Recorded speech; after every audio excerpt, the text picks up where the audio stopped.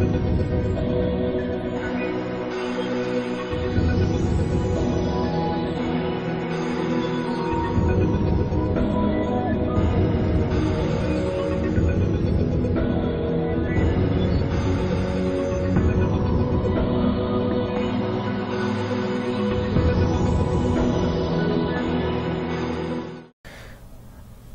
audience, Assalamu alaikum. I welcome you all to the lecture number 19th of our global marketing module. Today's lecture is part 1 of the series of our lecture about global product strategies chapter. Before we proceed, let's take a look at what we discussed in our last lecture. If you do recall, we were talking about global market entry strategies since our lecture number 17th. In global marketing and entry strategies में हमने बहुत सारी strategies को discuss किया, जैसे कि licensing, franchising, strategic alliance, अपनी own subsidiary के हेल्प से ग्लोबल मार्केट में एंटर होना, किसी और फर्म को उसके साथ स्ट्रेटेजिक अलायंस क्रिएट करना, joint ventures and many more, जिसमें एक्सपोर्टिंग भी शामिल था.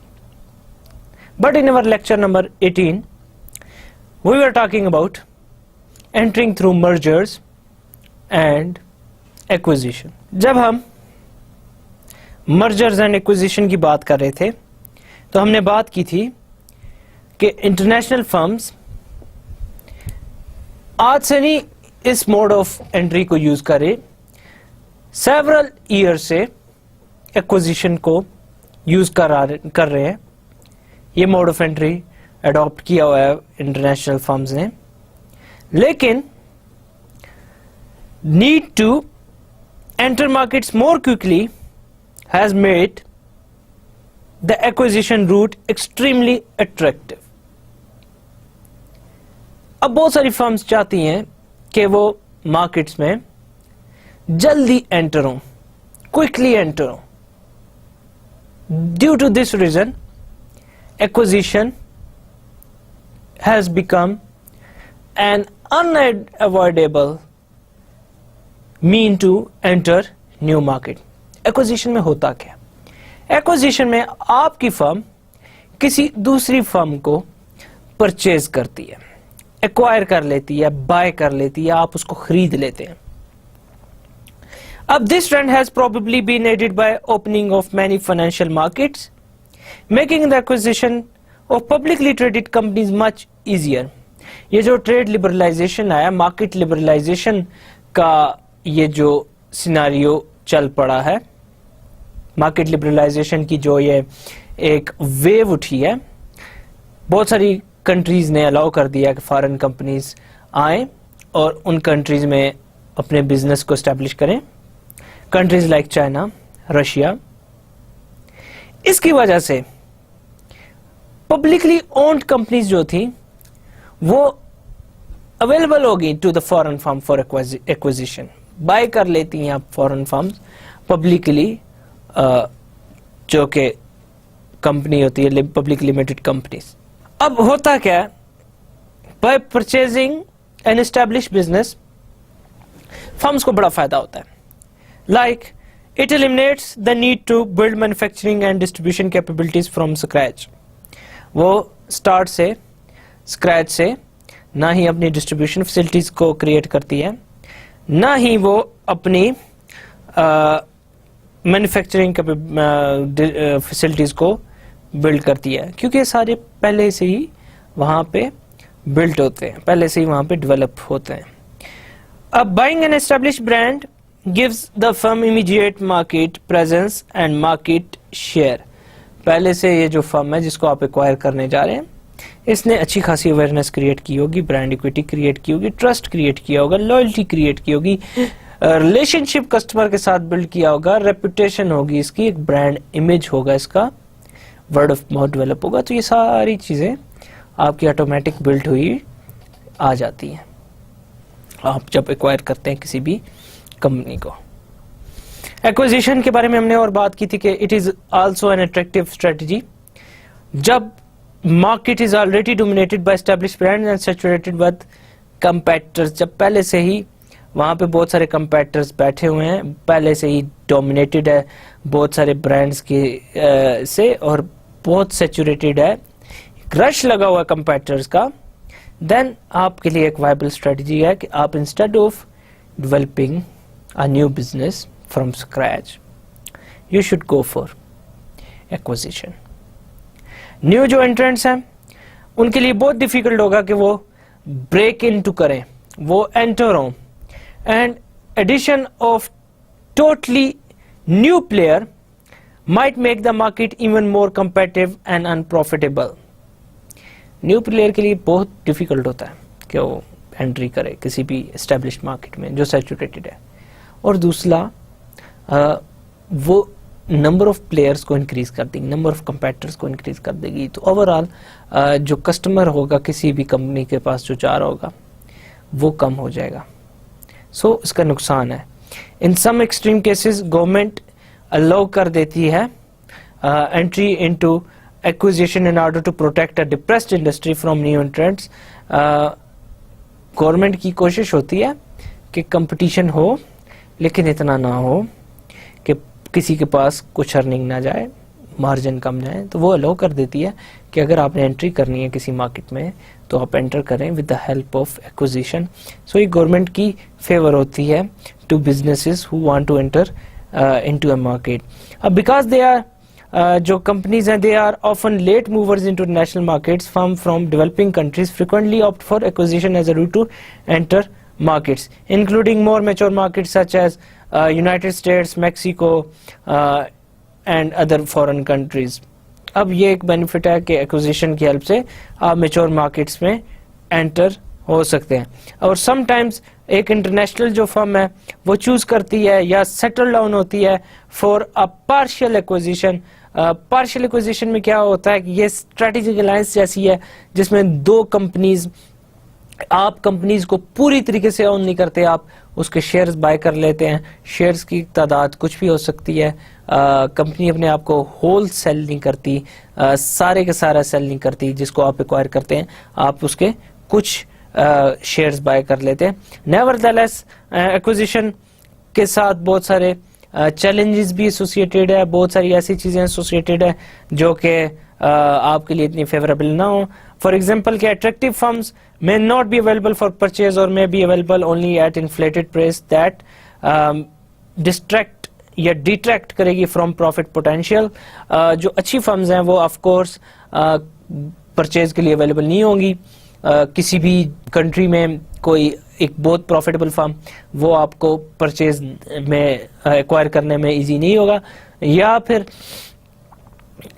अगर अवेलेबल भी है तो वो इतनी एक्सपेंसिव होगी कि आपके पास जो प्रॉफिट पोटेंशियल है, प्रॉफिट जो ब्रेकअप करना या उस रेवेन्यू को ब्रेकअप करना या अपनी प्राइस को ब्रेकअप करना, ब्रेक इवन करना, वो काफ़ी मुश्किल होगा। उसको ब्रेक इवन करते हुए आप टाइम लेंगे क्योंकि इन्फ्लेटेड प्राइस पे आपने बाय की होगी। Acquisition can also be difficult to make work. इतना इजी भी नहीं हो सकता कि आप एक्विजिशन कर लें due to several limitation like laws, legal restriction etcetera. Acquisition sometimes थोड़ा सा प्रॉब्लमेटिक होता है फॉर फर्म। देन हमने बात की थी पोर्टल और ई बिजनेस एंट्री स्ट्रेटजीज की। पोर्टल या ई बिजनेस एंट्री स्ट्रेटजीज में हमने बात की थी कि टेक्नोलॉजिकल रिवोल्यूशन आ चुका है इंटरनेट का। World wide web almost all over the world अब अवेलेबल है, इंटरनेट अवेलेबल है, बहुत सारे कंट्रीज में इंटरनेट एक्सेस इजी हो चुकी है। अब वाइड रेंज ऑफ जो कनेक्टेड नेटवर्किंग कंप्यूटर्स हैं इसने अपॉर्चुनिटीज क्रिएट कर ली है फॉर वर्चुअल एंट्री स्ट्रेटजी की। बहुत सारी कंपनीज वर्चुअली किसी भी दूसरे कंट्री में अपनी प्रोडक्ट सेल कर सकती है, अपनी प्रोडक्ट बेच सकती है।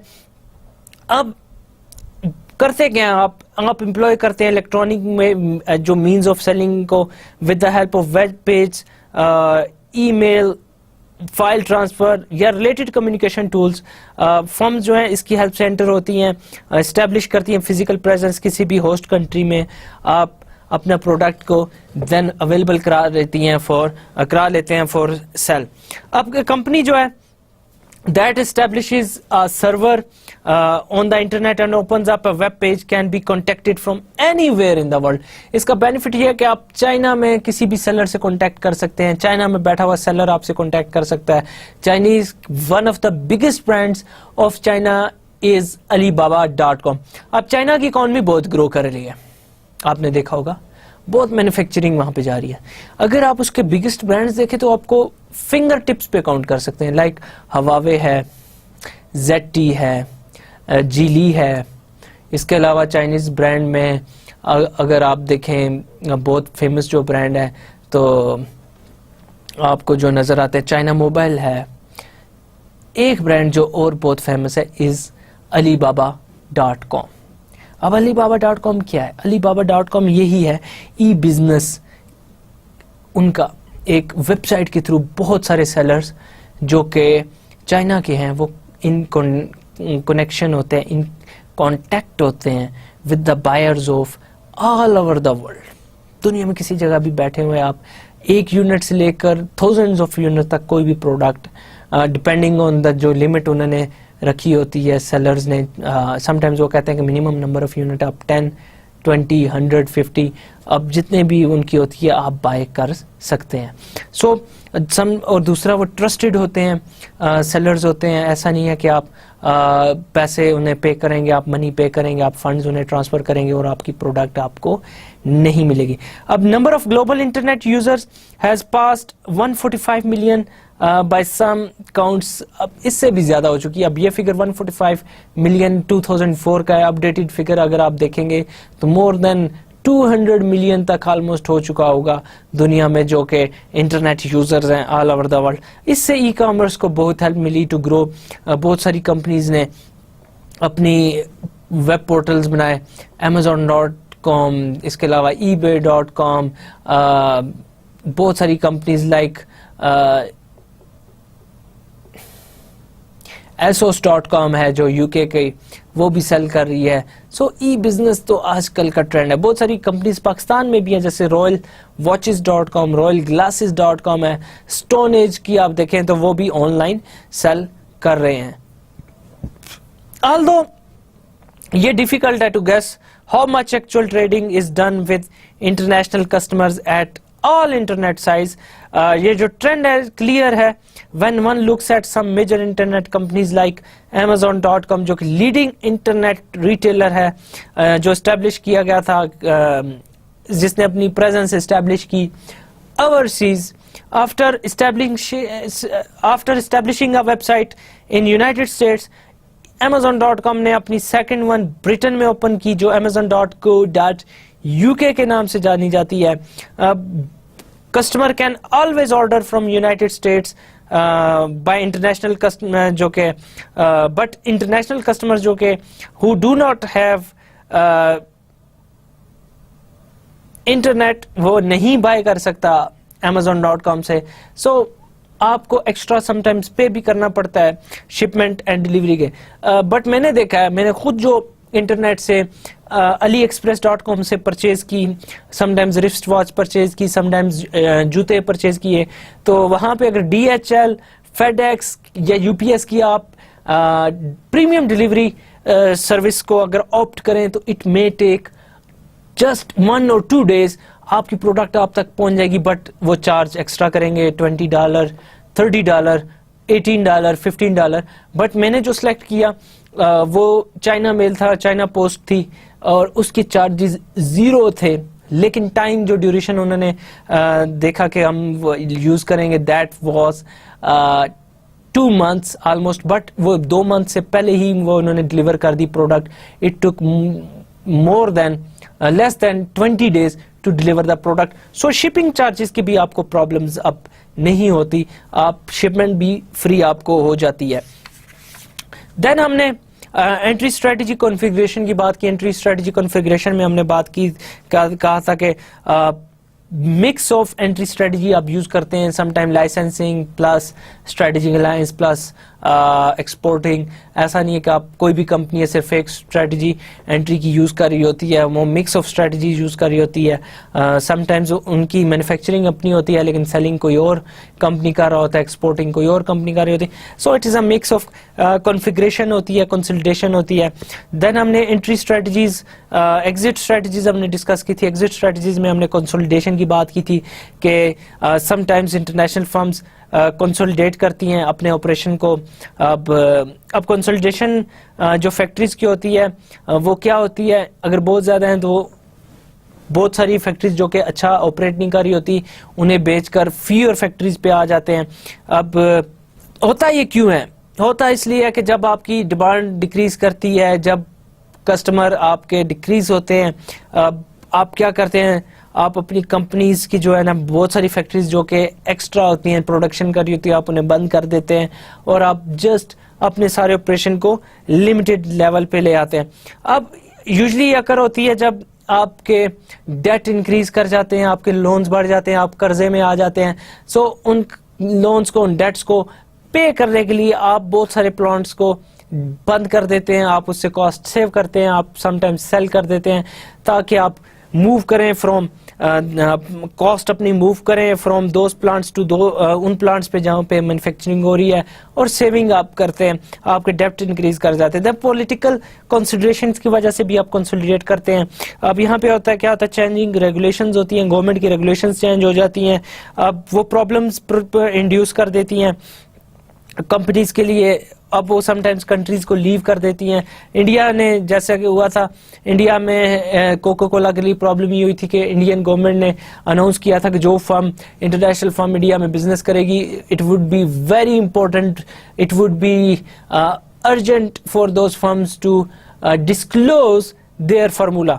अब कोक का formula is one of the biggest secrets kept by the company है, जो कि कंपनी नहीं चाहती थी कि वो बताए इंडियन गवर्नमेंट को, तो उन्होंने वो फार्मूला बताने से इनकार कर दिया। Due to this reason, this law के वो अपना फार्मूला बताएंगे को इंडिया से निकलना पड़ा।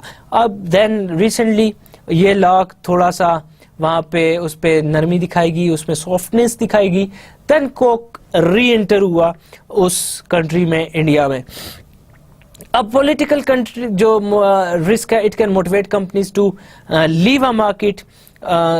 इसमें कोई हैरानी वाली बात नहीं है, जब किसी भी कंट्री के laws, regulation, political structure change होता है, बहुत सारी कंपनीज को थ्रेट मिलता है। जैसे कि 1979 की रेवोल्यूशन जो आई जो ईरान में, वो इस्लामिस्ट रेवोल्यूशन थी, आयतुल्ला खamenei ने वो रेवोल्यूशन लाई।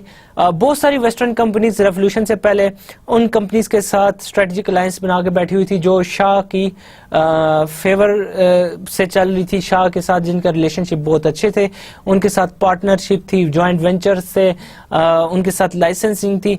जब रेवोल्यूशन आया तो वो कंपनीज जो शाह की फेवर से चल रही थी, उन कंपनीज को थ्रेट हुई। अब जब उन कंपनीज को थ्रेट हुई तो वो कंपनीज जो फॉरेनर थी, जो उन कंपनीज के साथ अलायंसेस बना के बैठी हुई थी और बिजनेस कर रही थी, ऑटोमेटिकली वो भी कंपनीज थ्रेट में आ गई। उन कंपनीज को भी फेस करना पड़ा थ्रेट, और उनका भी एग्जिस्टेंस क्वेश्चन मार्क बन गया।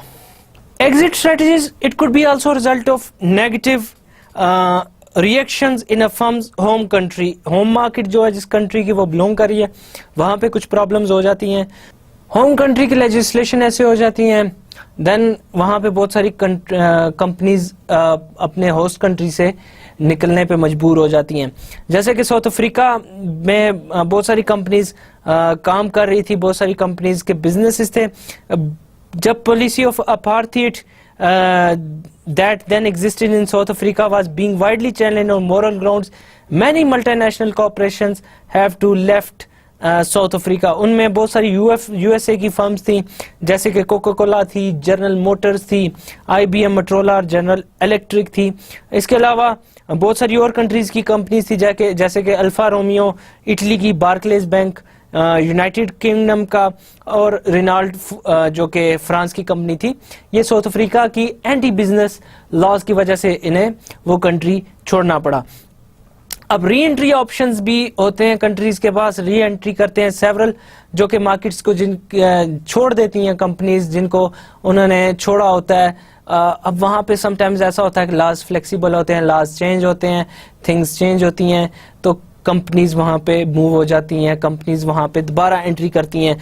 कोक की एग्जांपल आपके सामने है, जब इंडिया में से due to widely kept secret of Coke ये एग्जिट करना पड़ा, then after some time India के लॉज चेंज हुए, तो इसने अपॉर्चुनिटी देखी इंडिया में, और then it moved in India to reestablish its business.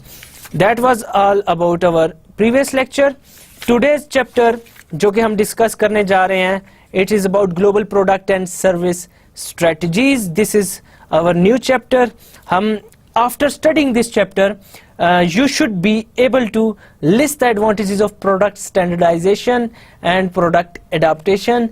क्यों standardization करनी चाहिए, क्यों adaptation करनी चाहिए, then differentiate between mandatory and discretionary product adaptations, then explain the concepts of global product standards and generic management system standards, then explain why product lines can vary from country to country, define modularity and explain its impact on global product development, then compare the advantages and disadvantages of using global brand names and using single country brand names, ये भी इसी में होगा.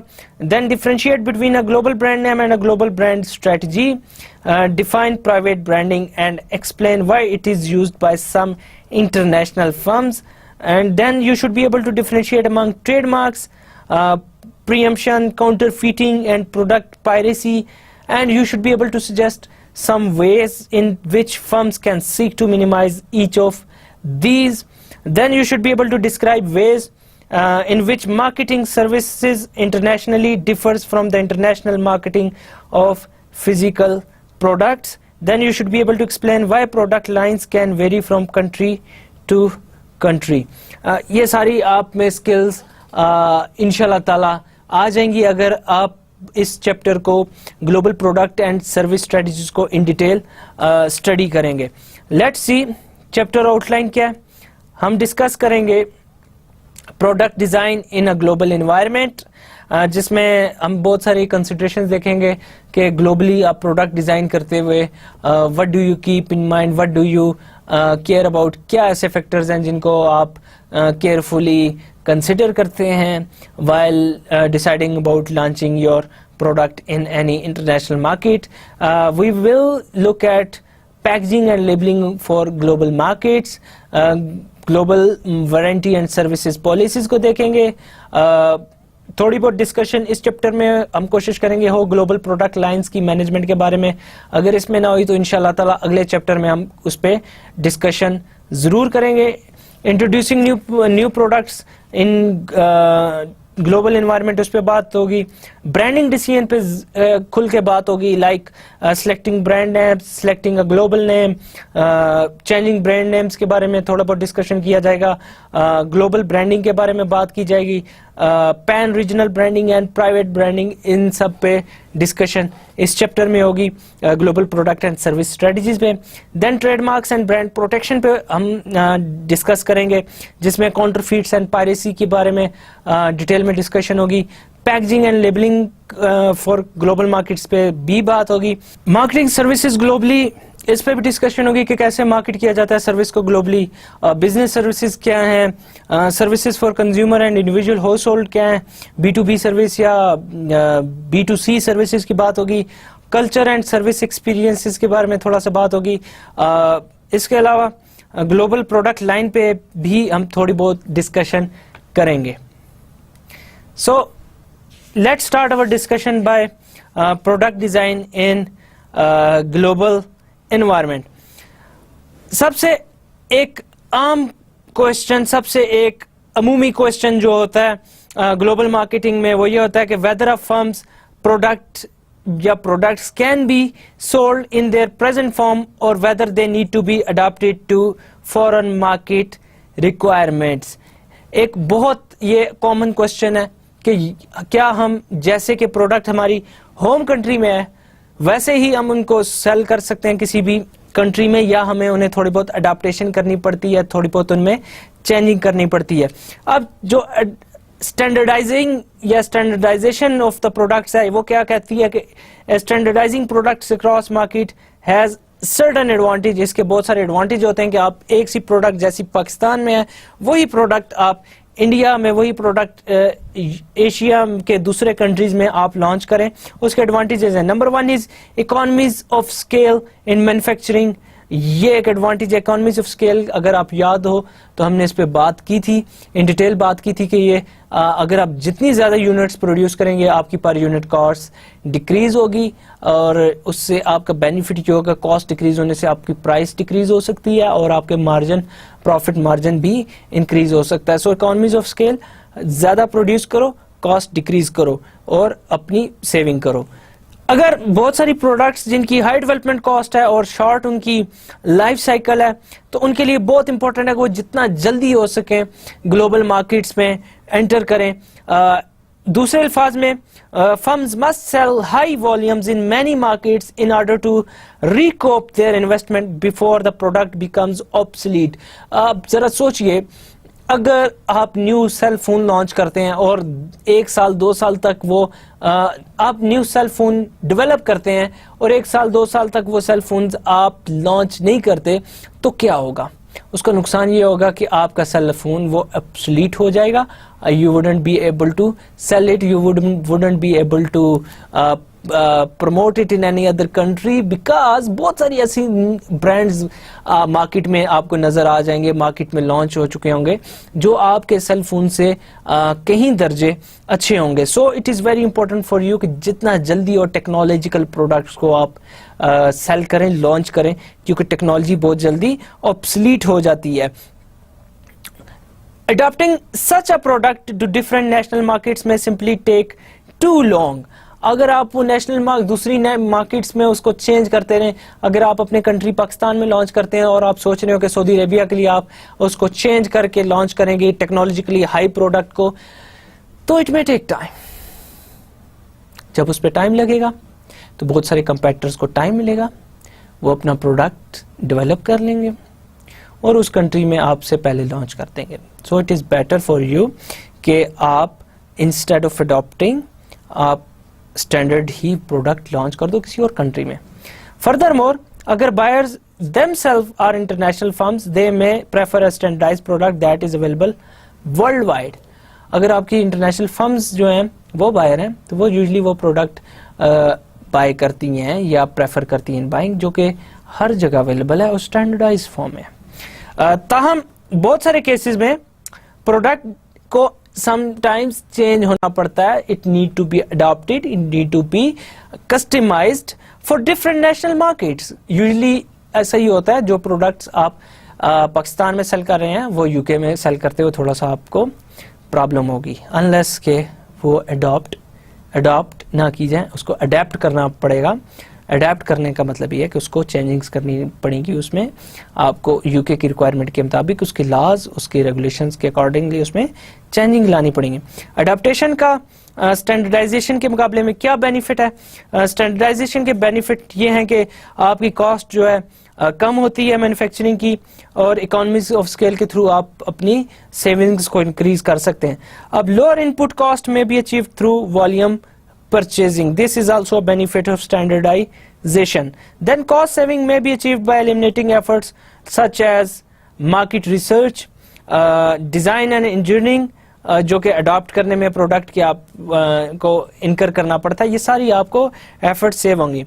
जो fast global product roll outs are possible because no time is needed to make product adaptations जो है वो करने की इतनी ज़रूरत नहीं होती। आप जल्दी ही पूरे वर्ल्ड में रोल आउट कर सकते हैं उस प्रोडक्ट को। देन इंटरनेशनल कस्टमर्स में prefer the same product available world wide. Pakistani ये चाहेंगे कि जो यूके में आईफोन सेल हो रहा है वो पाकिस्तान में सेल हो, और अफगानिस्तान वाले भी यही चाहेंगे। सो ये आपको एक बेनिफिट है। स्टैंडर्डाइज जो प्रोडक्ट्स होती हैं ये main enhance consumer perceptions of a global brand. अगर आप जरा सोचिए, जो प्रोडक्ट यूके में है, जो यूएस में है, फ्रांस, जर्मनी, अगर वही प्रोडक्ट पाकिस्तान में सेल कर रहे हैं कंपनीज, तो आपकी क्या फीलिंग्स होंगी टुवर्ड्स दैट प्रोडक्ट? आप फील करेंगे कि हाई क्वालिटी प्रोडक्ट है, बिकॉज डेवलप्ड कंट्रीज में भी वो प्रोडक्ट सेल हो रही है। देन अडॉप्टेशन के भी कुछ बेनिफिट्स हैं। अडॉप्टेशन के बेनिफिट्स क्या हैं?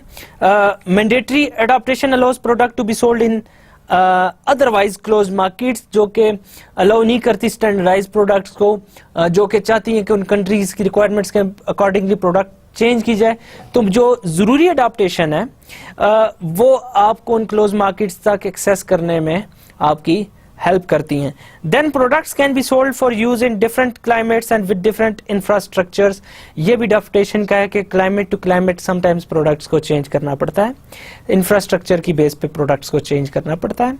अब जो टायर्स यूज हो सकते हैं एक गर्म इलाके में, वो टायर्स यूज करना एक ठंडे इलाके में प्रॉब्लम हो सकती है। जो टायर्स एक प्लेन एरिया पे यूज कर सकते हैं, उन टायर्स को आप रेगिस्तान या पहाड़ी एरिया में यूज करते हो प्रॉब्लम होगी। So adaptation of products is very very important. Sometimes modified products may perform better under different use conditions and products cost may be decreased by varying local inputs. Adaptation में sometimes ये होता है कि आपको local inputs चाहिए होते हैं manufacture करने के लिए, तो वहां पे कॉस्ट समटाइम आपकी कम भी हो सकती है। प्रोडक्ट कॉस्ट में भी decrease by eliminating unnecessary product features. आप ये भी कर सकते हैं कि बहुत सारे जो प्रोडक्ट फीचर्स हैं जो कि जरूरी नहीं हैं उनको आप एलिमिनेट कर सकते हैं, उनको रिड्यूस कर सकते हैं। इससे क्या होगा?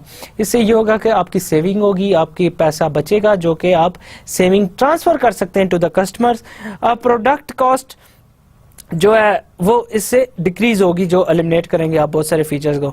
ग्रेटर सेल्स में भी attend by better meeting industry norms और कल्चरल प्रेफरेंसेस। जब आप किसी इंडस्ट्री के स्टैंडर्ड को मीट कर रहे हैं, कल्चरल के प्रेफरेंसेस को मीट कर रहे हैं, तो ऑफ कोर्स आपकी बाय ज्यादा की जाएगी, प्रोडक्ट सेल ज्यादा होगी प्रोडक्ट।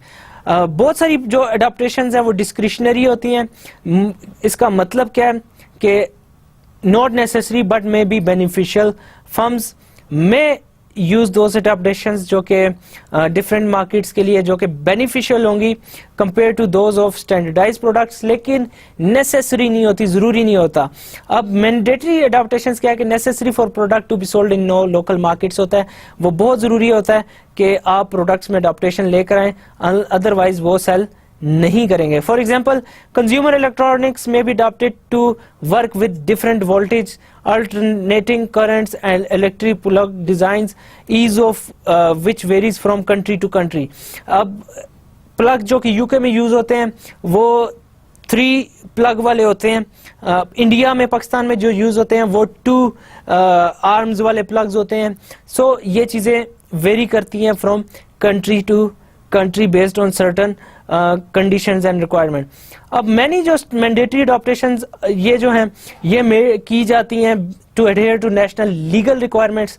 बहुत सारी लीगल रिक्वायरमेंट्स होती हैं, उनकी बेस पे आप अडॉप्टेशन करते हैं। समटाइम्स जो डिस्क्रिशनरी अडॉप्टेशंस रहती हैं वो मैंडेटरी बन जाती हैं। फॉर एग्जांपल ओरिजिनली माइक्रोसॉफ्ट ने डिसाइड किया था to translate his software into Icelandic जो लैंग्वेज है तकरीबन 3 लाख लोग बोलते हैं। Customer in Iceland were apparently able to manage without it, वो इसके बगैर भी माइक्रोसॉफ्ट की प्रोडक्ट्स यूज कर सकते थे, लेकिन जब आइसलैंड गवर्नमेंट ने डिमांड किया कि माइक्रोसॉफ्ट को ट्रांसलेट करना है अपने प्रोग्राम्स को इनटू देयर लैंग्वेज, तो फर्म को माइक्रोसॉफ्ट को एग्री करना पड़ा, उसको अडॉप्टेशन करनी पड़ी।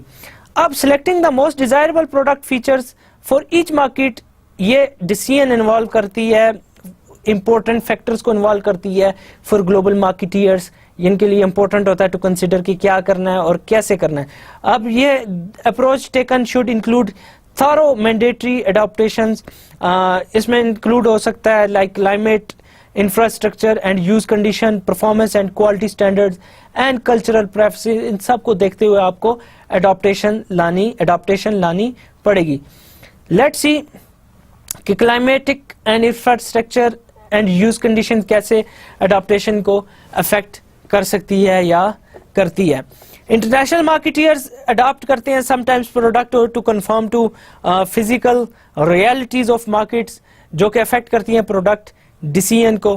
Physical realities such as regional variations in climate and infrastructure. अब जो एसी सेल होते हैं सऊदी अरेबिया में उनमें ये क्वालिटी होनी चाहिए कि वो बहुत गर्म टेम्परेचर और डस्टी एटमॉस्फेयर पे वो ऑपरेट हो सकें, काम कर सकें, as compare to most USA location के जो वहाँ पे ऑपरेट करते हैं। Paint must be adapt to various climatic condition such as heat, cold, moisture, wind वगैरह। अगर आप डिफरेंट इलाकों में पेंट सेल कर रहे हैं तो वो according to their climate adapt करना पड़ेगा। ऑटोमोबाइल मैन्युफैक्चरिंग भी उसको जो कंसिडर करना चाहिए जो कि किस साइड पे वो ड्राइव की जाती हैं। फॉर एग्जांपल पाकिस्तान में अगर आप देखें तो स्टीयरिंग राइट साइड पे होता है, स्टीयरिंग व्हील आपको राइट साइड पे होता है, राइट साइड पे।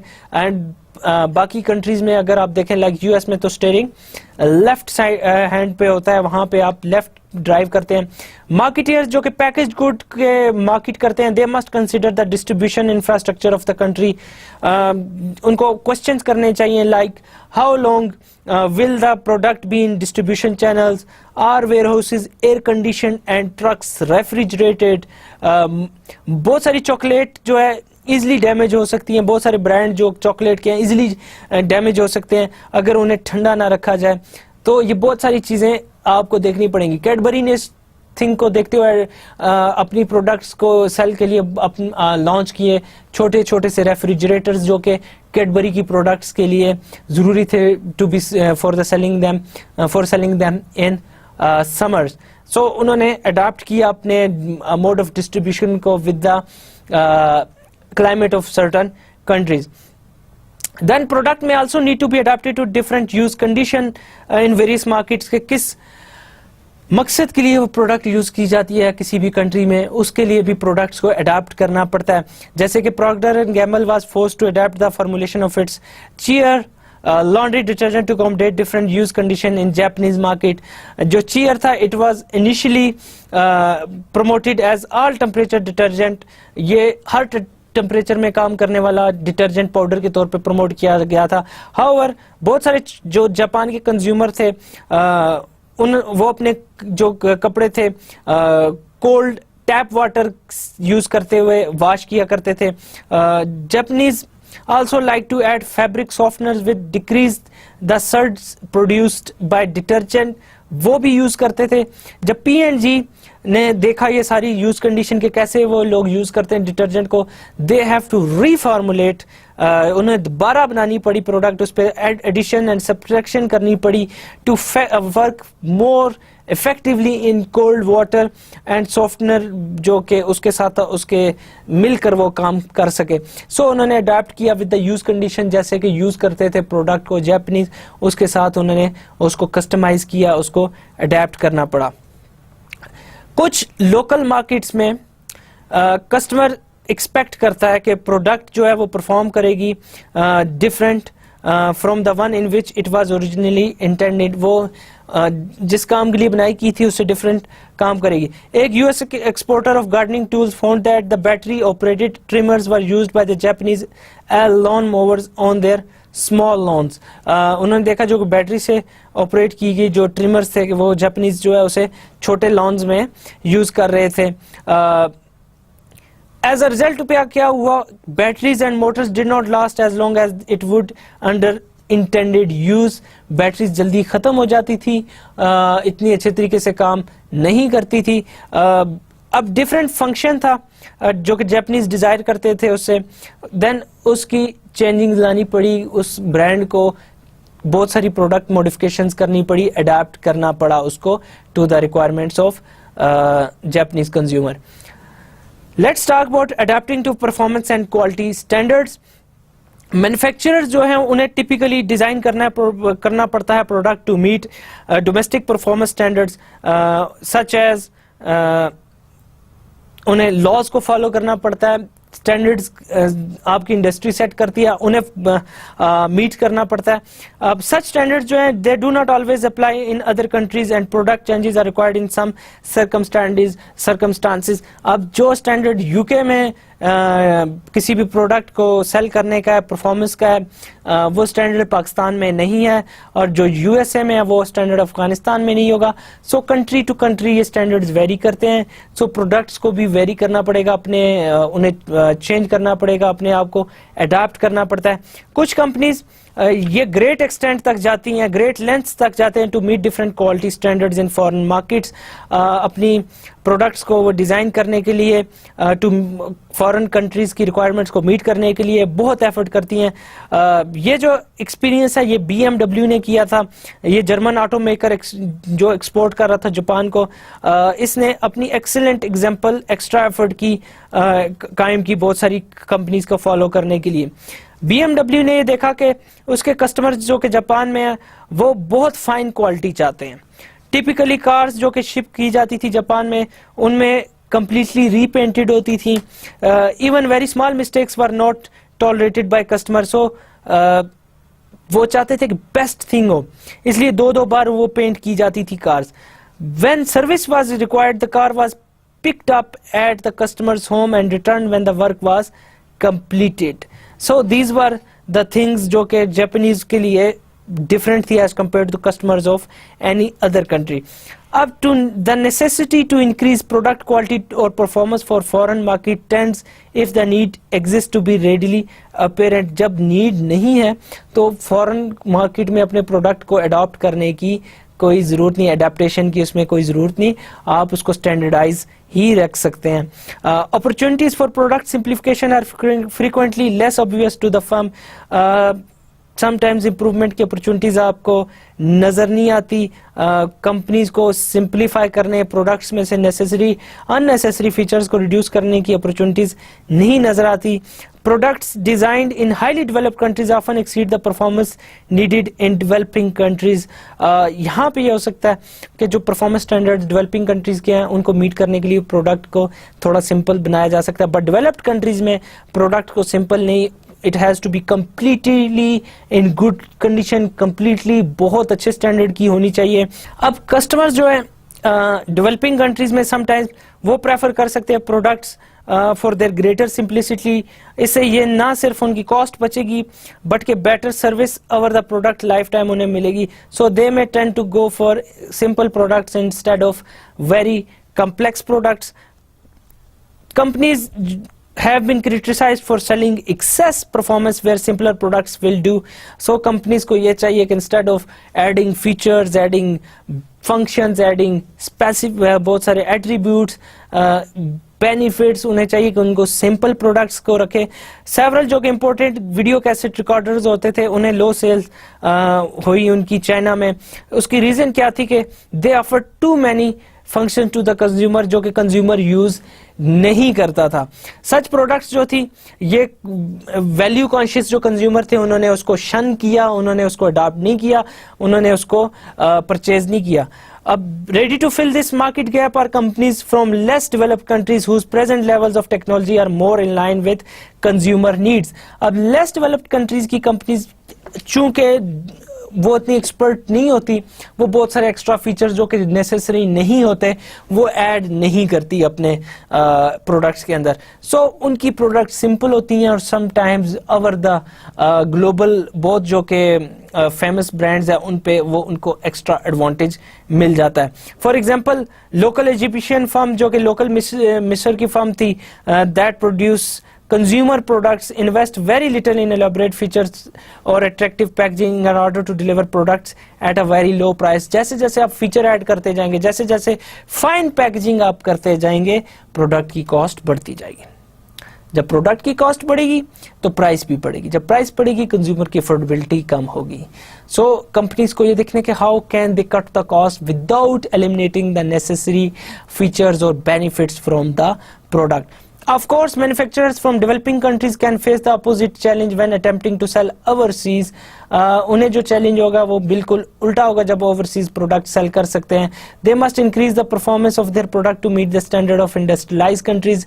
अब industrialized countries में ये होता है कि वहाँ पे बहुत फाइन प्रोडक्ट्स को अप्रिशिएट किया जाता है, बहुत फाइन प्रोडक्ट्स को बाई किया जाता है। सो कंपनीज जो कि इन कंट्रीज में सेल करती हैं जो बहुत इंडस्ट्रियलाइज हैं, they have to face the challenge of increasing the performance of the product, increasing the benefits, increasing the functions, increasing the features of the product so that कि वो product sell हो सके इन countries में। Let's talk about global standards. Growth in international commerce has increase the benefits of international standards. जैसे जैसे grow हो रही है इंटरनेशनल कॉमर्स में, प्रोडक्ट के स्टैंडर्ड, सर्विसेज के स्टैंडर्ड जो कंपनीज को मीट करने पड़ रहे हैं वो भी इंक्रीज करते जा रहे हैं, उनमें भी ग्रोथ नजर आ रही है, फाइन होते जा रहे हैं standards. A lack of international standard is readily apparent in the movie industry. यहाँ पे इतना अभी स्टैंडर्डाइजेशन नहीं हुई, इसका ये नुकसान है कि अल्ट्रा ग्रिजली मूवी जो हैनिबल थी जिसमें कैनिबल दिखाया गया एक person, it ग्रॉस्ड more than 230 million nation wide. कोई स्टैंडर्ड नहीं था जो कि फॉलो कर रही थी, वहाँ पे एक आदमखोर एक पर्सन हैनिबल लेक्टर के ऊपर थी वो मूवी, जो एंथनी हॉपकिंस ने प्ले किया था कैरेक्टर। 230 मिलियन उसने वर्ल्ड वाइड ग्रॉस किया, बट उसके जो सीन्स थे कैनिबलिज्म के एंड डिसमेंबरमेंट के, उसने इटली में बहुत ज़्यादा उस पर प्रोटेस्ट किया गया, उसने इटली में आउट क्राई हुआ, where its rating suggested it was appropriate for all audiences. सब देख सकते हैं बिकॉज अब स्टैंडर्डाइजेशन के लॉज नहीं थे, इस वजह से वो कंफ्यूजन क्रिएट हुई, इस वजह से बच्चों ने भी वो मूवी देखी, खवातीन ने भी मूवीज देखी, जवानों ने, बूढ़ों ने भी मूवीज देखी। अब वो मूवी ऐसी नहीं थी जो कि बच्चे देख सकें, जिसमें आप सारी गोश्त खाते हुए दिखा रहे हैं। सो स्टैंडर्डाइज्ड लॉज ना होने की वजह से, स्टैंडर्डाइज्ड इंटरनेशनल स्टैंडर्ड ना होने की वजह से वहां पे एक प्रॉब्लम क्रिएट हो गया। अब यूनाइटेड स्टेट्स में no one under 17 was supposed to be admitted without an adult, but children as young as 8 were seen entering with their parents। अब ये इंटरनेशनल स्टैंडर्ड ना होने की वजह से एक ये भी प्रॉब्लम हुआ, किसी मूवी को यूनाइटेड स्टेट में 8 साल के बच्चों ने देखा। In western Europe viewers had to be at least 15 with or without accompanying adults, but पुर्तगाल और यूरोप में 12 साल के बच्चों ने भी ये मूवी देखी। अब इंटरनेशनल अगर स्टैंडर्ड होते तो फॉलो करती ये कंपनीज, उसको इम्प्लीमेंट करते, तो ये एक प्रॉब्लम जो कि हुआ, जो यंग बच्चे, छोटे बच्चे थे, उन्होंने ये ग्रिजली मूवी देखी, गोर से भरी हुई मूवी देखी, खून खराबे वाली मूवी देखी, ये इंसिडेंट ना होता। बहुत सारे कंट्रीज में ऑर्गेनाइजेशंस हैं जो कि वॉलंटरली स्टैंडर्ड को सेट करती हैं प्रोडक्ट के लिए एंड बिजनेस प्रैक्टिसेस के लिए। कनाडा में जैसे कि कैनेडियन स्टैंडर्ड एसोसिएशन है, ब्रिटिश स्टैंडर्ड इंस्टीट्यूट है ब्रिटेन में, ये स्टैंडर्ड्स बनाता है for product design and testing. अगर प्रोड्यूसर इन स्टैंडर्ड्स को मीट करता है, buyers are assured that the stated level of product quality will be there.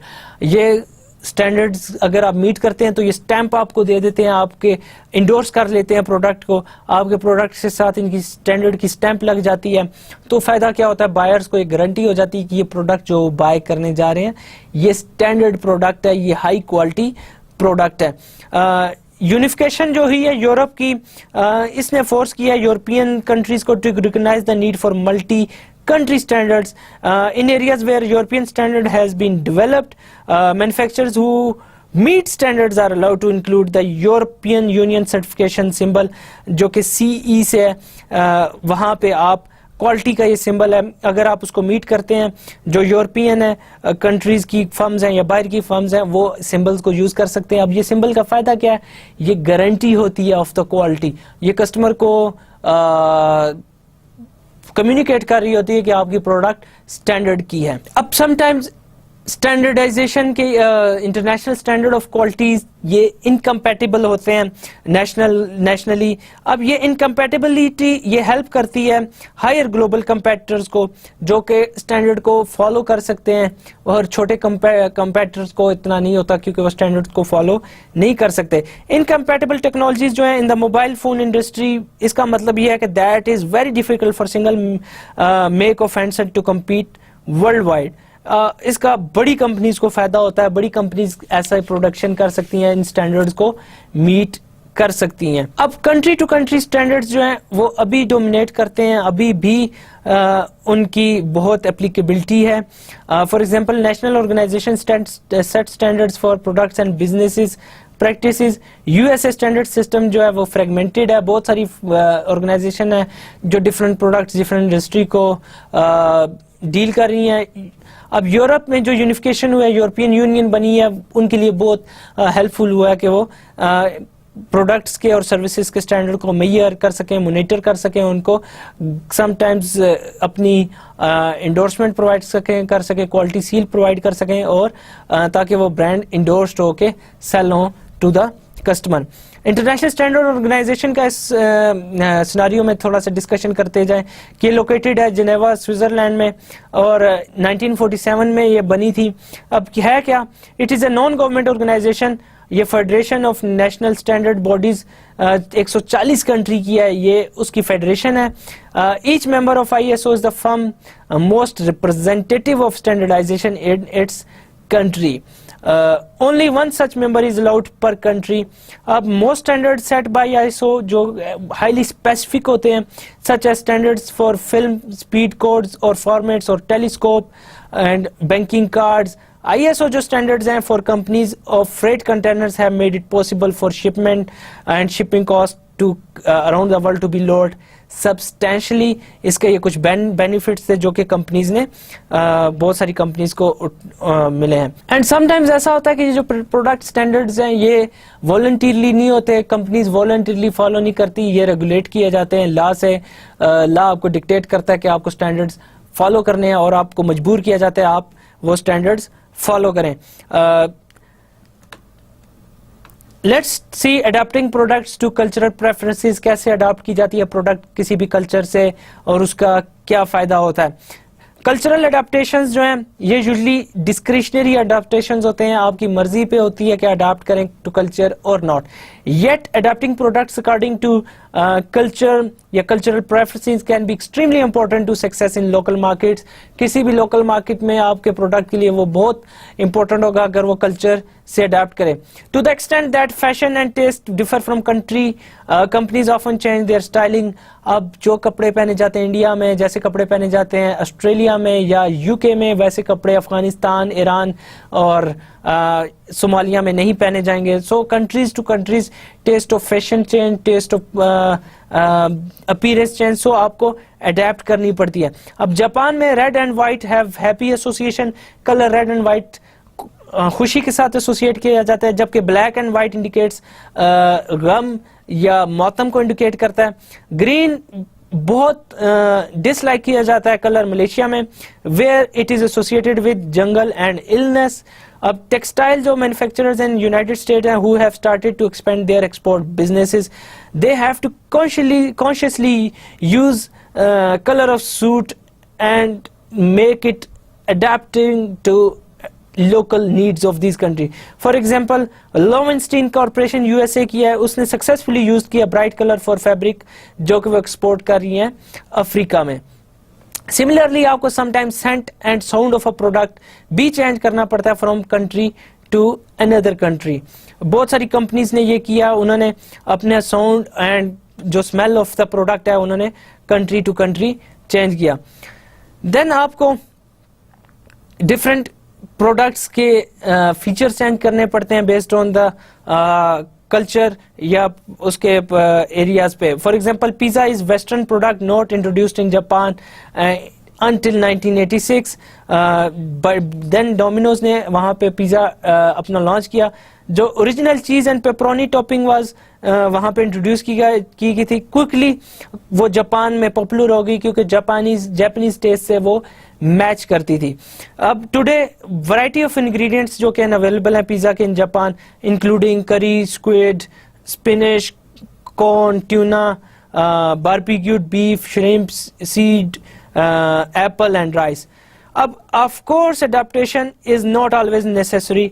Country जो कि पाकिस्तान है जैसे, वहाँ पे कंटकी फ्राइड चिकन ने बहुत अच्छा बिजनेस किया क्योंकि वहाँ पे चिकन को प्रेफर किया जाता था, चिकन के मीट को प्रेफर किया जाता था। इसमें जो कंटकी फ्राइड चिकन है उन्होंने चिकन सब्सटेंशियली वहाँ पे उनके लिए बेनिफिशियल हुआ क्योंकि टेस्ट को मीट कर सकती थी कल्चरल प्रेफरेंस से, इसको कोई प्रॉब्लम नहीं था। सो इन्हें अडेप्टेशन की इतनी ज़रूरत नहीं थी। इन्होंने जैसे चिकन को कुक करते थे USA में, वैसे ही चिकन को उन्होंने कुक किया पाकिस्तान में, एक्सेप्ट फॉर कि यहाँ पे हलाल चिकन यूज़ किया गया था। देन हम देखते हैं प्रोडक्ट साइज एंड डायमेंशंस भी समटाइम्स इंपॉर्टेंट होती हैं टू कंसिडर. अब even when other design features require no modification, product size and dimensions में नीड अडॉप्टेशन. बहुत सारी चीजें जो आप स्टैंडर्डाइज रख सकते हैं, इवन यहाँ पे आपको अडेप्टेशन जरूरी होगी क्योंकि यहाँ पे आपको चीजें चेंज करनी पड़ेंगी. Product size can be affected by physical surroundings and available spaces. कैसे फिजिकल सराउंडिंग है, कैसे स्पेस है around where the product will be used, उसकी बेस पे आपको प्रोडक्ट साइज को चेंज समटाइम्स करना पड़ता है. बहुत सारे कंट्रीज में जो रहने की जगह होती है, उन कंट्रीज में जो घरों में जगह होती है वो बहुत लिमिटेड होती है, लिमिटेड लिविंग स्पेस होती है. अब उन कंट्रीज में जो होम अप्लायंसेस होगी उन्हें छोटा होना चाहिए इंस्टेड ऑफ बड़ी बड़ी वॉशिंग मशीन, बड़े बड़े फ्रिज के. सो अगर उन कंट्रीज में आपको लार्ज प्रोडक्ट्स लॉन्च करेंगे तो वो सक्सेसफुल नहीं होगी.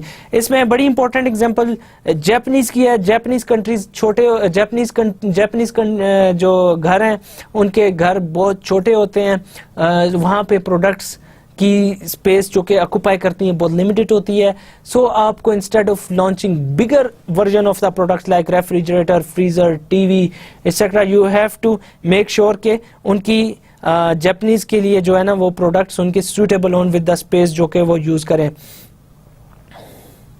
Then different physical characteristics of consumer can also influence product design.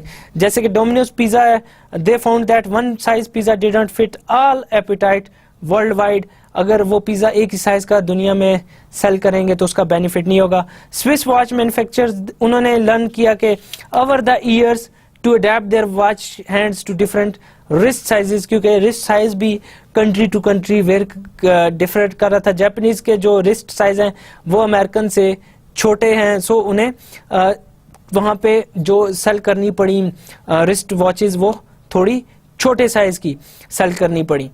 Branding decisions हम देख लेते हैं. ब्रांड होता क्या? ब्रांड कोई भी एंटिटी जो कि आप identification of a product, identification of a company जो कि प्रोड्यूस करते हैं प्रोडक्ट, वो यूज करते हैं in order to differentiate that manufacturer, that company, that product from competitors product. इसका पर्पस क्या होता है? ताकि आपके प्रोडक्ट को आइडेंटिफाई किया जाए, आपके प्रोडक्ट को कंपेटिटर्स की प्रोडक्ट से डिफरेंशिएट किया जाए. अब इसमें होता है क्या? ब्रांड्स में आपकी सेवरल थिंग्स इंक्लूडेड है, जैसे कि ब्रांड एज सिंबल होता है. ब्रांड एज सिंबल में प्रोडक्ट नेम, प्रोडक्ट लोगो, ब्रांड नेम या ब्रांड लोगो, ब्रांड कलर्स. आप कलर्स की हेल्प से भी ब्रांड को आइडेंटिफाई कर सकते हैं, जैसे कि red colour KitKat chocolate red colour, Coca Cola का ब्लू कलर, आपकी पेप्सी का इस तरह एरियल का ग्रीन कलर, यूफोन का ऑरेंज कलर. आपके कलर भी आइडेंटिफिकेशन मार्क्स होते हैं. देन आपकी सेंट भी आइडेंटिफिकेशन के लिए यूज हो सकती है.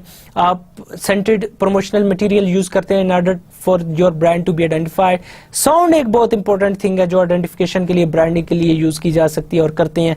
नोकिया की जरा साउंड को सोचिए, नोकिया टून. देन माइक्रोसॉफ्ट की साउंड जो होती थी विंडो आप 98 वगैरह की, अगर आपको साउंड याद हो, विंडो 2000, सो वो भी साउंड. देन आपके फॉन्ट वो यूज हो सकते हैं आइडेंटिफिकेशन फॉर ब्रांडिंग. करेक्टर्स होते हैं जैसे कि मैस्कॉट्स होते हैं, वो आइडेंटिफिकेशन के तौर पे यूज होते हैं, ब्रांडिंग के लिए यूज होते हैं. जैसे कि Safeguard, captain Safeguard का मैस्कॉट है. प्रिंस बिस्किट का मैस्कॉट है. बबिंडम मिशेलिन टाइड्स का मैस्कॉट है. फिडो डिडो 7 अप का मैस्कॉट है. सो ये मैस्कॉट्स यूज होते हैं in order to identify a product. इसके अलावा हमने बहुत सारी चीजें देखी, लोगोज भी आइडेंटिफिकेशन के लिए यूज होते हैं. देन ब्रांडिंग में और डिसीजन, आपको ब्रांड एज अ प्रोडक्ट क्या होते हैं, आपके प्रोडक्ट की सिमेट्री, एंगुलरिटी, उसकी शेप, उसकी पैकेजिंग, उसके डिफरेंट इंग्रेडिएंट्स वो भी यूज होते हैं for identification. Then brand as a person, आपके ब्रांड की पर्सनैलिटी होती है, ह्यूमन कैरेक्टरिस्टिक्स उसके साथ एसोसिएट की जा सकती हैं, वो भी यूज होती हैं as identification mark. So brand provide a name or symbol that gives product credibility and helps the consumer identify the product. A brand that consumer know and trust helps them make choice faster and more easy. जो brand बहुत जाना जाता है, जिस brand की awareness है, जिस brand को लोग जानते हैं, वो ओवर द कंपेटिटर्स उसकी सिलेक्शन ज्यादा होती है. आप जरा खुद सोचें, आप वो घड़ी बाय करेंगे जिसको आप नहीं जानते या वो घड़ी बाय करेंगे जिसे आप जानते हैं. All brand must be global in nature. At least 20% of the brand revenue must be derived outside the firm domestic market. अगर आप सिर्फ अपनी कंट्री में रहेंगे तो आप ग्रोथ नहीं कर सकते. So brands have to be global. Brands have to sell outside their market. They have to go global. At Interbrand जो है determines the percentage of total firm's revenue, और वो कहते हैं कि it can be attributed to global brand and project the net earnings in this way. So आपको sometimes branding decisions में selecting brand name का होता है कि आपको कैसे brand name select करें. इसमें sometimes आप वो brand name select करते हैं जिसका कोई meaning नहीं होता, descriptive नहीं होता, like Xerox का कोई meaning नहीं है, Lexus का कोई meaning नहीं है. इस तरह के आप मीनिंगलेस ब्रांड नेम सेलेक्ट करते हैं. इसका बेनिफिट ये होता है कि वो ब्रांड नेम्स किसी और कंट्री में भी किसी और प्रोडक्ट कैटेगरी में भी आपको हेल्प कर सकते हैं लॉन्चिंग में. देन आप sometime descriptive brand name select करते हैं. लाइक डिस्क्रिप्टिव ब्रांड नेम में अगर आप देखें फेरी, डिस्क्रिप्टिव ब्रांड नेम में आप देखें तो सनफ्लावर, डिस्क्रिप्टिव ब्रांड नेम में आप देखें तो मस्टैंग घोड़े की एक टाइप है और ये गाड़ी की ब्रांड है. आपको ब्रांड नेम से उसका पता चल जाता है कि क्या है. Happy healthy choice brand name आपको बताता है ये वो प्रोडक्ट्स होंगी जो हेल्थ से रिलेटेड होंगी. Single country versus global brand name. Global marketers are constantly confronted by decision to whether the brand name needs to be universal. Sometimes आप एक ही brand name all over the world use करते हैं, जैसे Coca-Cola all over the world is Coca-Cola, Kodak all over the world is Kodak, Fiji all over the world is Fiji, Xerox all over the world is Xerox, Caterpillar all over the world is Caterpillar. Then sometimes आप country to country brand name को change भी करते हैं, जैसे कि Lay's Pakistan में Lay's है लेकिन मिस्र में चिप्सी है, यूके में इसको वॉकर्स के नाम से जाना जाता है. अब ग्लोबल ब्रांड नेम क्यों सिलेक्ट किया जाए? ग्लोबल ब्रांड नेम को सिलेक्ट करने की एक बड़ी रीज़न ये है कि आप एक कंट्री में हर कंट्री में आपकी एक सी ब्रांड की आइडेंटिफिकेशन होगी. आप एक एडवर्टीजमेंट जो एक कंट्री में दूसरे कंट्री में भी आप वो एडवर्टीजमेंट यूज कर सकते हैं. Given the almost unlimited possibility for the names and the restricted opportunities to find a register a desirable one, international companies devote considerable effort to selection procedure. एक consulting company जो थी जो specialise करती थी brand name की finding में world wide application, उसका काम ही यही था to find the brand names जो कि दुनिया में यूज हो सकते हैं. The company brings citizen of many countries together in Paris. Under the guidance of specialists, they are asked to state names in their particular language that would combine well with the product to be named. So उनकी help से ये select करते हैं brand name. अब brand name sometimes आपको change भी करना पड़ता है. कुछ इस तरह यूजली हम सजेस्ट नहीं करते कि ब्रांड नेम बहुत एब्रप्टली चेंज किया जाए, आप बहुत जल्दी उसको चेंज कर लें. आपकी अवेयरनेस क्रिएट हो चुकी है, आपकी प्रोडक्ट ब्रांड का इमेज क्रिएट हो चुका है, उसका रेपुटेशन क्रिएट हो चुका है, सो आप चेंज नहीं करते ब्रांड नेम. लेकिन समटाइम्स ऐसे ब्लंडर हो जाते हैं, समटाइम्स आपको अपडेट करना पड़ता है. हर चीज़ एनवायरनमेंट चेंज हो रहा है तो आपको अपडेट करना पड़ता है, अपने ब्रांड नेम को चेंज करना पड़ता है. तो वहाँ पे आप ब्रांड नेम ग्रेजुअली चेंज करें, ये सजेशन आपको दी जाती है. पाकिस्तान में तहजीब बेकर जो रावलपिंडी इस्लामाबाद में अभी बहुत ऑपरेट कर रही है, अगर आप उसकी सिनारियो को देखें तो आप राहत से वो एकदम उन्होंने तहजीब में चेंज किया, हम इसको अप्रिशिएट नहीं करते. At least you should take 6 months, gradually आप चेंज करें, लर्न कराएं कस्टमर को कि we are moving from certain brand name to other brand name. So global branding में आप concept of global branding goes beyond simply establishing a global brand name. Yet experts disagree on what exactly makes a global brand. Is it global presence or global name recognition? क्या ये global presence का नाम है या दुनिया में सब लोगों को पता हो कि आपका brand name क्या है? There are certainly brand names such as Coca-Cola that are well known in almost all countries. Pepsi भी इस तरह का, Microsoft भी इस तरह का है. अब Does the name connote similar attributes worldwide? ये एक important question है कि ब्रांड नेम का मतलब और जो फीलिंग्स जनरेट करता है दुनिया भर में क्या वो सेम ही है? इस पे आपने देखना है ये क्वेश्चन, इसका आपने आंसर फाउंड करना है. एक और क्वेश्चन है कि is the product the same, क्या प्रोडक्ट सेम है ऑल ओवर द वर्ल्ड या उसमें कोई डिफरेंस है? एक और question, is the brand a powerful player in all major markets? क्या ब्रांड नेम या ब्रांडिंग की कैरेक्टरिस्टिक्स या ब्रांडिंग एलिमेंट्स पावरफुल थिंग्स हैं जो कि आप मार्केट को कवर करने में, मार्केट को कैप्चर करने में आपकी हेल्प करेंगे या नहीं. So आपको there are several steps involved in developing and administering global branding strategies. बहुत सारे steps हैं जिसमें फर्स्ट ये कि एक फर्म को आइडेंटिफाई करने चाहिए common customer needs, common customer की वांट्स या डिमांड्स को फाइंड आउट करना चाहिए world wide, both on functional level and emotional level. Then एक process must be established to communicate the brand identity to consumers, channel, firms, own employees. ये packaging की help से होता है, ये कम्युनिकेशन की हेल्प से होता है, एडवर्टाइजिंग की हेल्प से होता है. आप सबको कम्युनिकेट करते हो ब्रांड का मतलब क्या है. There should be a way to track the success of global identity of the brand such as customer opinion surveys, जो कि पेप्सी भी यूज करता है. किसी तरीके से आप मेजर करें कि आपकी ब्रांडिंग टेक्निक सक्सेसफुल हो रही हैं या नहीं हो रही. And the firm must determine whether it will follow a more centralized top-down approach to global branding or more gradual bottom-up approach. ये भी उसे decide करना है. Let's talk about pan-regional branding. Pan-regional branding ये है कि इस पे हम बात कर लेते हैं. इंक्रीजिंगली ये बहुत यूज हो रही है, इसकी इम्पोर्टेंस भी बढ़ती जा रही है. लोग बहुत सारे ब्रांड इसको फॉलो भी कर रहे हैं. For example Shangrila hotel chain जो है विद 34 होटल्स इसकी चेन है. It has built a strong regional brand across Asia. Shangri-La offers all amenities of luxury hotels along with Asian hospitality. The जो staff है इनका ये भी रिफ्लेक्ट करता है लोकल जो कस्टम्स हैं, उनको कॉस्ट्यूम्स पहने होते हैं इन्होंने. अब लैटिन अमेरिका ब्राजील में जो वेरिंग एयरलाइंस है उसने अंडरटेक किया design and logo change to broaden the regional appeal. अब ये रीजन को भी कंसिडर कर रहे हैं, अपने ब्रांड्स को दूसरे रीजनल ट्रेडिशंस को इन्वॉल्व करके अपने ब्रांड्स को डेवलप कर रहे हैं. सो ये लोकल डिफरेंसेस को अडॉप्ट कर रहे हैं, अपने ब्रांड को एडेप्टेशन दे रहे हैं.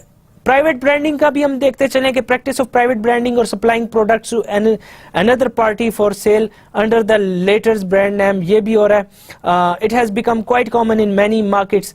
For example private branding offers a particular advantage to company with strong manufacturing skills but little access to foreign markets. अब यहाँ पे क्या होता है कि आप अरेंज करते हैं for distribution of the firm's product through local distributor और companies with existing distribution networks. अब क्या होता है कि रिड्यूस कर देती है risk of failure and provide करती है for rapid volume growth via instant market access. इसके ड्रॉबैक्स भी हैं कुछ, इसके एडवांटेजेस के साथ साथ मैन्युफैक्चरर के लिए. अब कंट्रोल जो है ओवर मार्केटिंग ये है उस मैन्युफैक्चरर के हैंड में जो होता है वो नहीं होता. ये डिपेंडेंट होता है, जो firm remains dependent and can only indirectly influence marketing. ये डिस्ट्रीब्यूटर के हाथ में ज्यादा चला जाता है. For long term profitability companies often find that they need to create brand equity which requires selling products under their own brand instead of selling to the under the distributor's brand. किसी और के brand के अंदर cell करने की बजाय अपने brand पे सेल करें. प्राइवेट ब्रांडिंग में होता है एक मैन्युफैक्चर कोई और करता है, ब्रांड नेम किसी और का होता है और वो अपने ब्रांड नेम के अंडर उसको सेल कर रहा होता है.